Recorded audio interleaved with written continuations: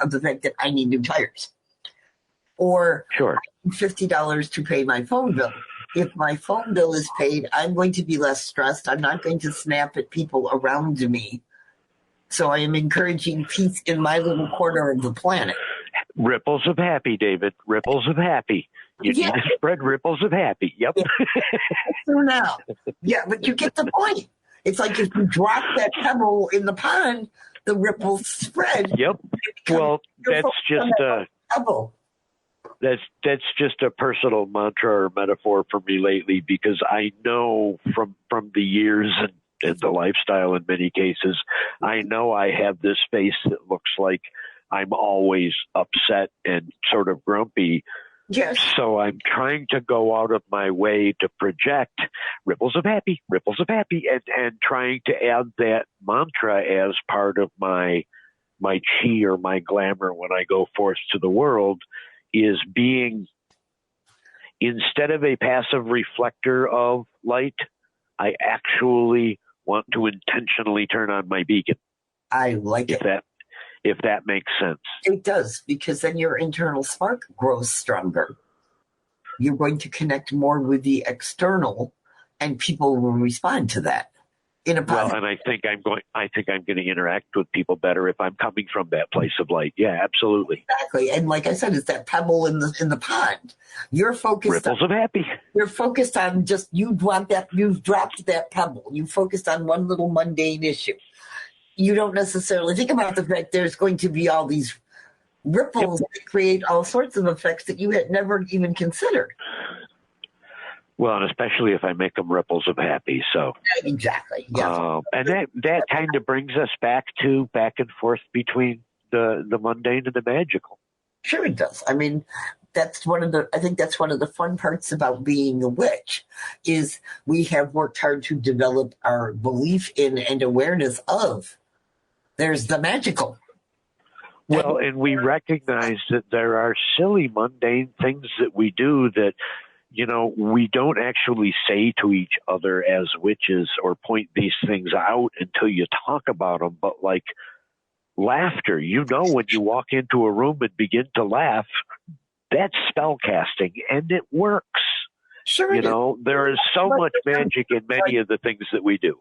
Exactly, and I think that's, like you said, and I think when you do stuff like that, you are unconsciously straddling that hedge better, because you're pulling from the magical into the mundane. You're manifesting more. If that Absolutely. makes sense. And that connection and that pathway grows stronger, just like a root or just like a muscle. More leaves on the hedge when you think about it. When you're creating these pathways, there's more leaves on the hedge. It's constantly growing. And I think that's a good way to describe it more than anything else. We talk about balance. We talk about how we can be in the magical doing ritual. We talk about how we want to manifest it in the mundane. And what do we have to do to get it there? And I think that's a big part about the hedge, is recognizing sometimes it takes work on the magical. It's not all, tra-la-la, sweetness and light and birds and rainbows. Well, and it's not a plane. It has width or depth or however you want to look at it. And I know we've talked about, visual models, and some people don't use them and whatnot. But the hedge has some dimension to it. There's, for me, that needs to be where the magic is able to affect the mundane. Yes. Is in that sort of gray area. It's that in between. It has to start somewhere. You do a spell on the magical, you want it to manifest on the mundane. There has to be a transition where it stops being purely magical and starts to become mundane. And I think sometimes that hedge, or that metaphor of that porous hedge, is that boundary where it makes that shift. That makes sense. I like it when you're thinking. I can see you thinking. I wish people could see. It's like the face goes, oh, I got it now. And it makes me happy, because one of the best parts, I think, for me about doing this podcast with you is having the chance to sometimes fill in the blanks for you. Sure, absolutely. Why we think the way we think on the path, and kind of how we got there. you know, and I think we've been, and as you joke, we've been indoctrinating you for years on the periphery. When you weren't paying attention, we were actually seeping into you so that you were ready when you were ready. I think it had a lot to do with cinnamon apple bars and lemon poppy seed cake. Personally, I think you've been putting the stuff into cake batter for years, but it's okay. I've been eating it. I'm all good. You've not been drinking the Kool-Aid, you've been eating the bread. Okay, I like that metaphor. All right. Well, I think we pretty much covered everything, unless you have any questions or want to sum up things. No, I've already hit the points that I had jotted down as notes. Hey, good for you. I apologize to folks for the odd accent today. It's been a sinus turbulent week for me. Oh, that's a good way to describe that. So, like I like to say, may you find mercy and reverence in all things. Be safe, be blessed, and be loved. Exactly. Witchstones are a divination tool we created as part of our practice that deals with what we call concrete stones, specific types and kinds of energy, and conceptual stones, things and ideas about witchcraft, which can be read with either a seen or an unseen meaning. Recently, we have developed a set of oracle cards using this information. We would like to introduce you to one of these stones right now. In today's Witchstone Spotlight, we'll be looking at the stone card for Spirit Hand. Concept stone cards focus on an aspect of the craft rather than a specific physical energy. The Spirit Hand stone card is the 7th of 8 mental concept stone cards of the Witchstone Oracle that relate to the energy of thoughts or processes. It displays a pictograph of a black hand rising from a red line of spirit and surrounded by a white and black border. The border being split, white over black, tells us that this is a concept card. The border being white over black or air over earth tells us that this card represents a mental concept. Learning to work with different spirit energies is a part of walking the path, and there are many different kinds available. Working with spirit requires developing the ability to be patient, to wait for answers because they often do not show up when you want them to, and remembering to be grateful for any messages you receive. Messages can include confirmation you are on the right path or different ways to work with things you have been practicing. We believe that working with spirit in all its forms enhances your appreciation of the magical and a deeper personal awareness of where you come from and where you may be going next. The spirit hand represents reaching out for some type of connection, whether it is with an energy or with a knowledge.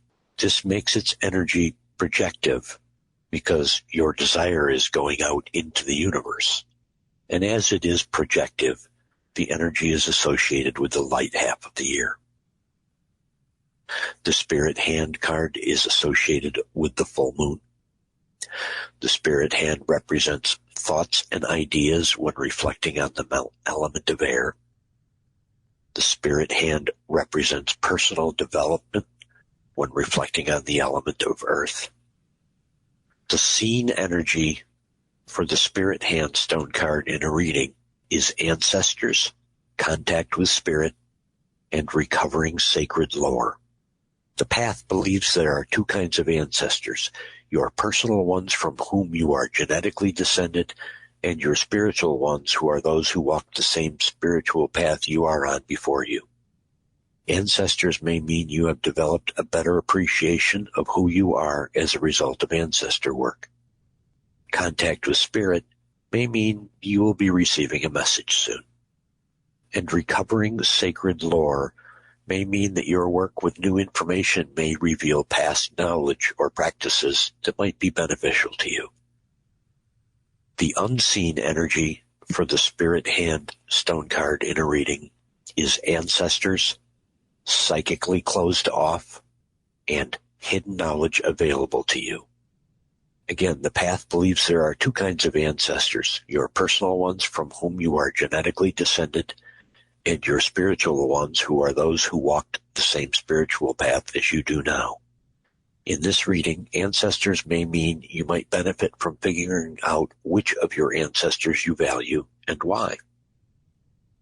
Psychically closed off may mean that you are not currently able to connect with your intuition, which can be thought of as the basis for contact with spirit, and you may need to take a look at what is closing you off. Hidden knowledge available to you may mean you have the knowledge and just need to look at what you have been given. Before we go, we would like to present you with a tip or trick or witchy hint, just something to make your day go better, because we live in a mixture of the magical and the mundane. Today's tip, trick, or witchy hint is my own take on a centuries-old bit of idiom. Thank my lucky stars. First, a brief history. Thanking my lucky stars is said to be grateful for good fortune. In ancient and medieval times, the stars were believed to have powerful influence over the lives and destinies of human beings. Thanking them for good fortune, therefore, was a bit of superstitious politeness. Ben Jonson used the term, "I thank my stars for it," in his play Every Man Out of His Humor in the year 1599. The modern variant came into use during the last century and is more an expression of general relief and emerging unscathed from some dilemma than a belief in celestial influence. Now back to today. When was the last time that you thanked or wished on a lucky star? Do you have a particular star that you are compelled to look for when you see the sky? In my world, especially the daytime world, my lucky star is the most obvious, Sol, our own sun. We are lucky in that every day it warms, feeds, and fuels the lives of those of us here on Earth. And if there ever comes a day when the sun doesn't rise, that day will probably not be very lucky for us. But what do we look for when the sun is down? It's easy to use the moon if it's visible, as we know that the light that we see from the moon is actually reflected sun or starlight. But for myself, I have always had an affinity for the constellation Orion, the hunter. And as it sits near enough the celestial equator, it can be seen from both hemispheres most of the year. Since I was a little boy, I've whispered my thoughts, prayers, concerns, or intentions to that great hunter, Orion, and particularly for me to the 3 stars of Orion's belt. So it's important to remember that we all have our own lucky stars, and they are there for us every day and every night, without fail, to hear our heart's desires. For now, be safe, be blessed, and be loved. Well, it looks like the coffee cups are empty for this week. We hope you join us again next Tuesday, but you can find us at our website, 2youngcrones.com. That's the number 2, Young Crones. You can also find us on social media such as Facebook and Twitter. Until then, remember, we are witches who work with energies to effect change. We are believers in both immanent and transcendent divine. We are celebrants of the passage of the solar and lunar cycles. We are hedge walkers who pass back and forth between the worlds of the magical and the mundane. We are seekers of knowledge. We are walkers of a spiritual tradition we call the path. So mote it be.